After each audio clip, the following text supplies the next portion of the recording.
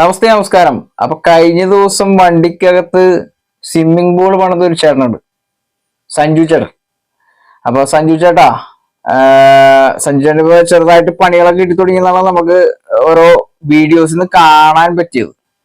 കാരണം എന്താ വെച്ചിട്ടുണ്ടെങ്കിൽ, ഇന്ത്യ എന്ന മഹാരാജ്യത്ത് ജീവിക്കണം എന്നുണ്ടെങ്കിൽ ഇവിടത്തെ കുറെ നിയമങ്ങളെ അനുശാസിച്ച് മാത്രമേ ജീവിക്കാൻ പറ്റുള്ളൂ. അല്ലാതെ നമുക്ക് കയ്യിൽ കുറെ പണം ഉണ്ടെന്നുള്ളൊരു മൈൻഡ് കൊണ്ട് നിയമങ്ങളൊക്കെ കയ്യിലെടുക്കാം എന്നുള്ളൊരു മൈൻഡ് ഒട്ടും വേണ്ട.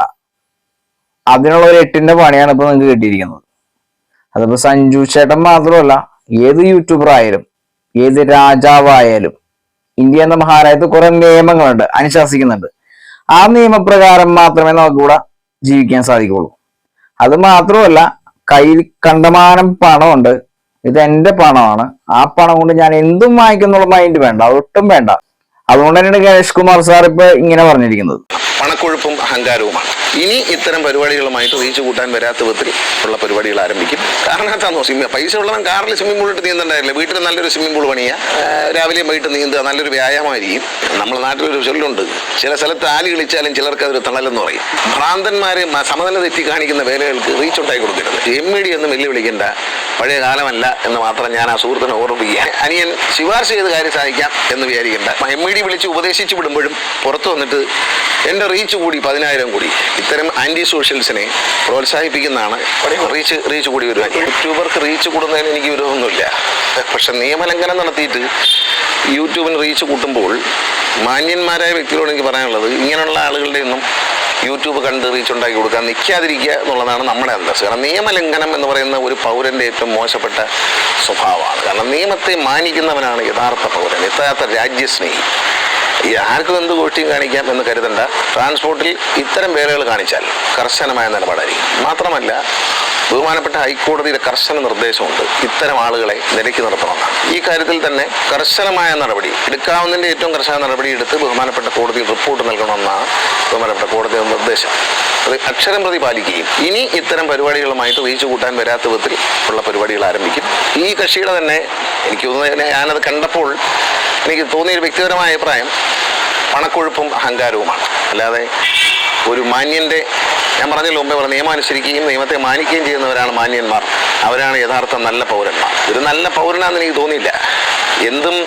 എന്ത് ഗോഷ്ടിയും കാണിച്ച ആളുകളെ ആകർഷിക്കുന്നത് ഒരു അന്തസ്സിന് ചേർന്നല്ല. അദ്ദേഹത്തിൻ്റെ സംസ്കാരത്തിൻ്റെ ഭാഗമായിരിക്കാം. പക്ഷേ ആ സംസ്കാരമൊക്കെ കയ്യിൽ വെച്ചിരുന്നാൽ മതി. ഇതിന് മുമ്പുള്ള എല്ലാ യൂട്യൂബുകളും പരിശോധിക്കും. വാഹനവുമായി ബന്ധപ്പെട്ട എന്തെങ്കിലും മേലത്തരമുണ്ടെങ്കിൽ എല്ലാത്തിനും നടപടിയെടുക്കും.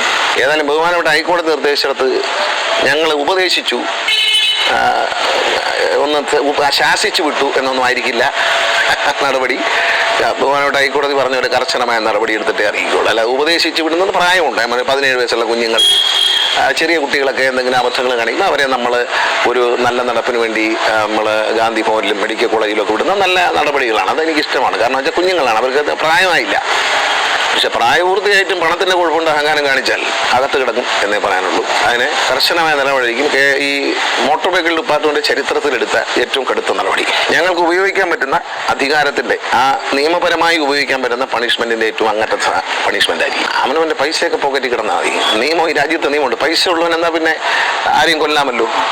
നിയമമില്ലെങ്കിൽ ഒരാളെ, എനിക്ക് ഇച്ചിരി പൈസ ഉണ്ട് അതുകൊണ്ട് ഒരാളെ കൊന്നേക്കാന്ന് വിചാരിക്കണം, അതൊന്നും പറ്റില്ല. നിയമം ഒരു രാജ്യത്തിന് വേണ്ടിയുള്ളതാണ്, അവിടെ ജനങ്ങൾക്ക് വേണ്ടിയുള്ളതാണ്. ഇയാൾ മാത്രമല്ല റോഡിൽ കൂടെ പോകുന്നത്, വേറെ ആയിരക്കണക്കിന് ആൾ റോഡിൽ. ഇദ്ദേഹം സ്വിമ്മിംഗ് പൂള്, പൈസ ഉണ്ടെങ്കിൽ സ്വിമ്മിംഗ് പൂൾ പറഞ്ഞാൽ വീട്ടിൽ വെച്ചിട്ട് നീന്തുന്നേ. കാരണം എന്താണോ, പൈസ ഉള്ളവൻ കാറിൽ സ്വിമ്മിംഗ് പൂളിട്ട് നീന്തണ്ടായില്ല, വീട്ടിൽ നല്ലൊരു സ്വിമ്മിംഗ് പൂൾ പണിയുക, രാവിലെയും വൈകിട്ട് നീന്തുക, നല്ലൊരു വ്യായാമമായിരിക്കും. നിങ്ങൾക്ക് കാണാം, കോടതിയിൽ കൊടുക്കുമ്പോൾ അഫിഡവിറ്റ് കൊടുക്കുമ്പോൾ മറുപടി കോടതിയിൽ സമർപ്പിക്കുമ്പോൾ നിയമപരമായി ചെയ്യാവുന്ന ഏറ്റവും വലിയ ശിക്ഷ ചെയ്യും. അദ്ദേഹത്തിന് പണമുണ്ടെങ്കിൽ അദ്ദേഹം ആ പണം ഉപയോഗിച്ചിട്ട് പണം അല്ല, പണമുള്ളവർക്ക് എന്തുമാകാം എന്നിവിടെ പറയാൻ പറ്റില്ല. ഇങ്ങനെയുള്ളവരെ പ്രോത്സാഹിപ്പിക്കരുതെന്ന് മാത്രമാണ് എനിക്ക് മറ്റുള്ളവർ പറയാനുള്ളത്. ഈ MD വിളിച്ച് ഉപദേശിച്ച് വിടുമ്പോഴും പുറത്തു വന്നിട്ട് എൻ്റെ റീച്ച് കൂടി 10,000 കൂടി, ഇത്തരം ആന്റി സോഷ്യൽസിനെ പ്രോത്സാഹിപ്പിക്കുന്നതാണ് ഒരു സംസ്കാരം എന്ന് കരുതരുത്. ഇത്തരം ആന്റി സോഷ്യൽസിനെ നമ്മൾ, സാമൂഹ്യ വിരുദ്ധന്മാരെ നമ്മൾ നിരുത്സാഹപ്പെടുത്തണം. ഇതിന് പേര് റീച്ച് കൂടിയാലും കിട്ടിയാലും കുഴപ്പമില്ല. ഇത് കേട്ടിട്ട് റീച്ച്, എനിക്ക് വിരോധമൊന്നുമില്ല. പക്ഷേ റീച്ച് അവിടെ ഇരിക്കട്ടെ. നിയമലംഘനം നടത്തിയാൽ റീച്ച് കൊണ്ട് വലിയ കാര്യമില്ല. അല്ല, റീച്ച് കൊണ്ട് വലിയ കാര്യമില്ല. കാരണം ബഹുമാനപ്പെട്ട ഹൈക്കോടതി ഇടപെട്ടിരിക്കുകയാണ്. അതുകൊണ്ട് റീച്ച് ഉണ്ടാവില്ല, നല്ല റീച്ച് ആയിരിക്കും. അപ്പൊ കേട്ടല്ലോ സഞ്ജു ചേട്ടാ, യൂട്യൂബൊക്കെ നടത്തിക്കോ, യൂട്യൂബൊക്കെ നല്ല വെട്ടിപ്പായിട്ട് പോട്ടെ. പക്ഷെ നിയമത്തുമ്മ കയറിച്ചൊറിയാൻ നിൽക്കരുത്. നിയമം നിയമമാണ്. അത് സ്വന്തം പോക്കറ്റിലിരിക്കുന്ന കാശ് കൊണ്ട് വാങ്ങിക്കാൻ പറ്റുന്നുള്ള ഒരു സംഭവമുണ്ട്. അത് വേണ്ട, അത് അങ്ങനെ എടുത്ത് കളഞ്ഞേക്കും. നമ്മളെപ്പോലെ തന്നെ എല്ലാവരും യൂട്യൂബ് നടത്തുന്നുണ്ട്, യൂട്യൂബ് കൊണ്ടു നടക്കുന്നുണ്ട്, ഒരുപാട് കഷ്ടപ്പെടുന്നുണ്ട്.